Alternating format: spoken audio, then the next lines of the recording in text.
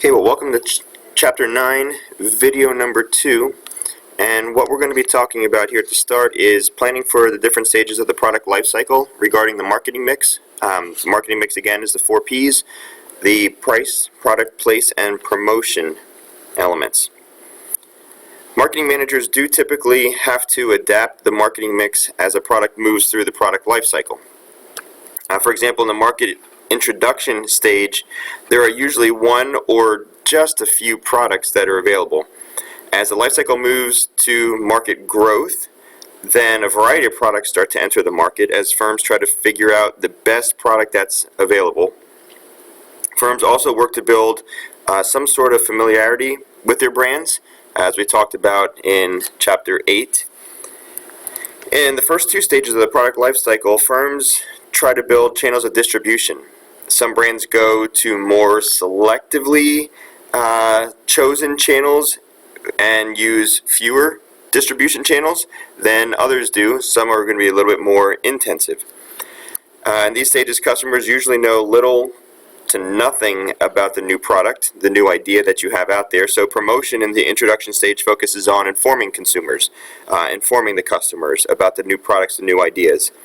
And then as customers learn about the product, promotion then starts to emphasize persuading them why one brand is better than the rest. Pricing may involve price skimming, which is where you set a high price initially because you are the only option, and if they want it, they're going to have to pay whatever you insist. Or price penetration, which is where you have an initial low price trying to be able to flood the market with your product because it's priced so well that people are going to want to buy it because it's such a competitive price.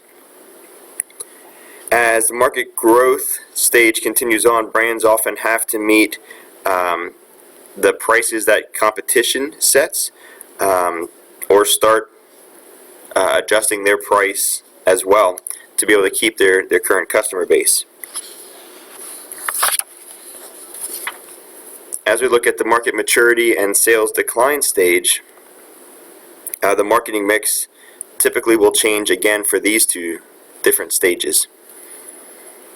In a mature market, remember this could last for years, many brands battle to try to get their brand more recognition, more sales, more notoriety. A lot of times this occurs in that battle of the brands, as we mentioned. As sales in this category, in this industry, tend to decline, some companies, some brands will just completely drop out as well. Many firms, they move towards more intensive distribution as the product life cycle moves into the market maturity and the sales decline stage. Promotion moves more towards a greater persuasion type of promotion, and then eventually to more of just a reminding them of the product because they've known about it. At this point, they've probably used all the products and they've made their choice, so it's just reminding them about the product, that it's still available and still out there for them.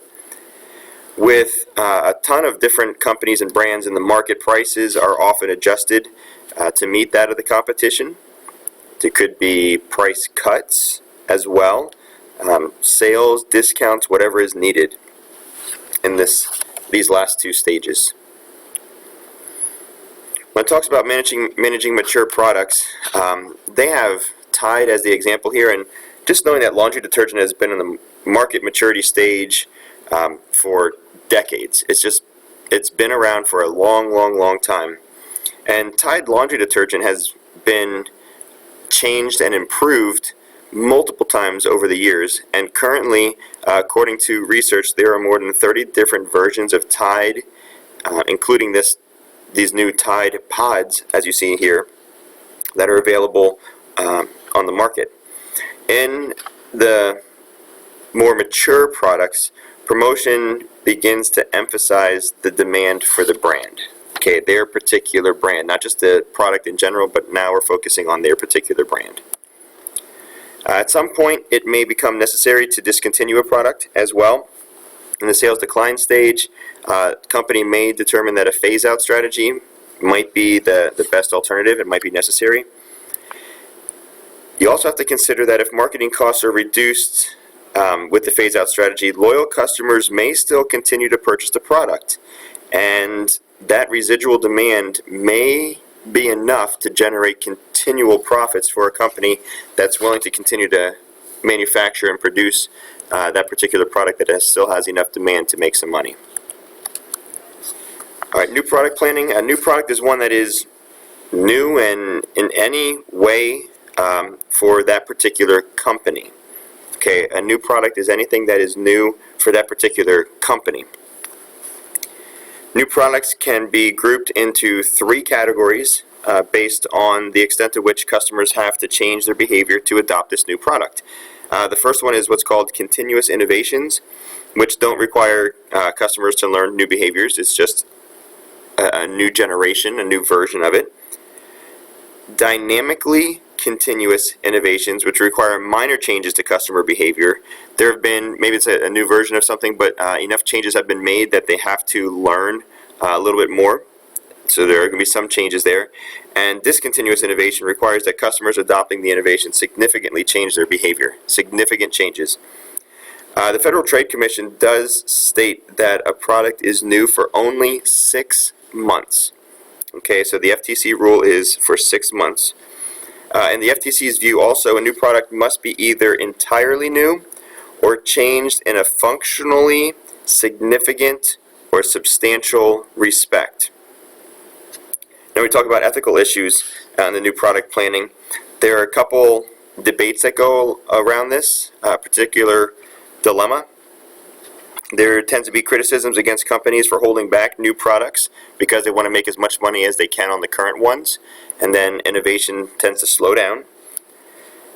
There's a topic called planned obsolescence, whereas releasing products the company will soon replace. They put the products out there and try to milk you for as much money as they possibly can, and then replace them with a new version, a new model in a short amount of time to make you buy the new one right after you bought the current one. Failure to supply any kind of replacement parts throughout the useful life of a product. If you don't have replacement parts for them, you're then in essence forced to buy a new one. And continuous release of minor product variations, which means that they will make very small changes to their product to get you to buy it, and continuously make small changes so that you are buying continually new products over and over that don't have a whole lot of difference to them. Alright, definitely know these 5 steps. The new product development process, definitely know these 5 steps. Idea generation, screening, idea evaluation, development, and commercialization. Okay, new product development is very expensive, and many products tend to fail. So what they want to try to do is screen out all the bad ideas before they spend all the money on this to do what's best for the company economically. For the first one, idea generation, new product ideas come from all over the place. You have salespeople, you have other employees within your company, production workers, customers, even competition is one area. The key emphasis in this particular stage, this first step, is to not discard any ideas, but in essence to gather as many ideas as you possibly can.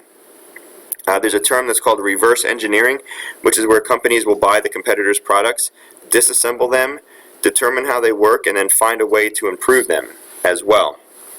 It's an interesting idea, but something that tends to work well as within certain industries. And also, keep in mind that international markets should not be overlooked for new ideas, because they potentially could bring in lots of profits and sales as well.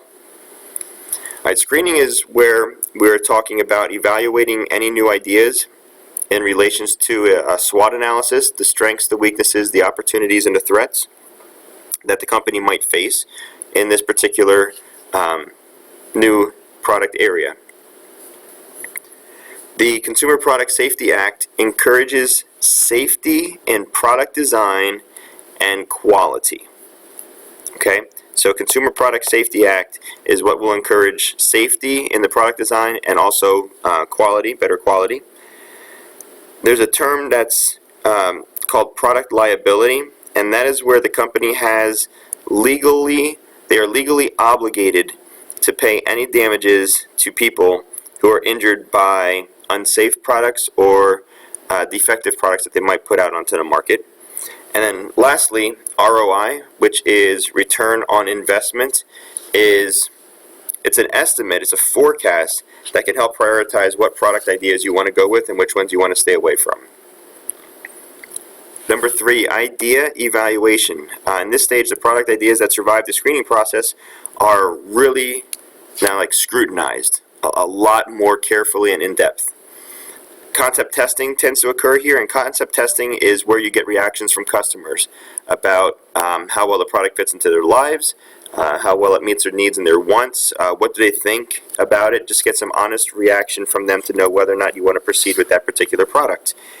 Also in the idea evaluation stage, companies often make rough estimates of costs, what's it going to cost them to make it, rough estimates on sales, and potentially profitability as well. Number 4, development. In the development stage, the product idea is now translated into a prototype. All right, for a physical good, you have a prototype, this actual tangible product that you can see or feel. For a service business, the organization will work out the details of training, equipment that is needed, staff that is going to be required as well. Now, once marketers have the product and or service prototypes ready to go, they often get consumer reactions again to them before expanding upon a full production run. So again, once it's now physical there, it's in their hands, they want to get consumer reactions again to make sure that this is exactly what they were thinking, what they're looking at.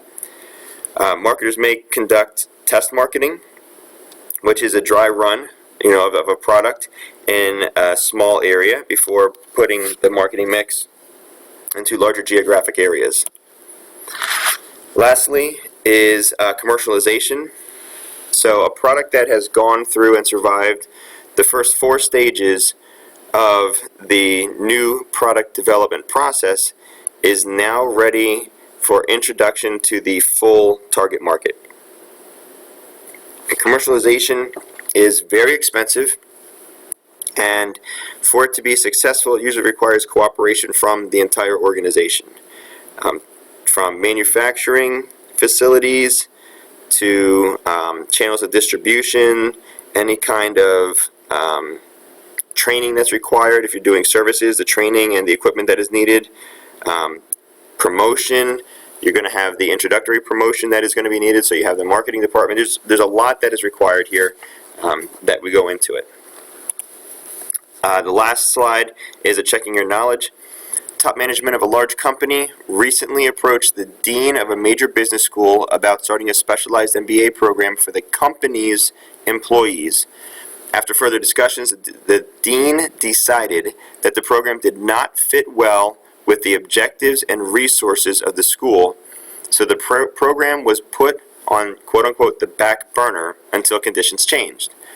The proposed MBA program was at what stage of the new product development process when it was shelved?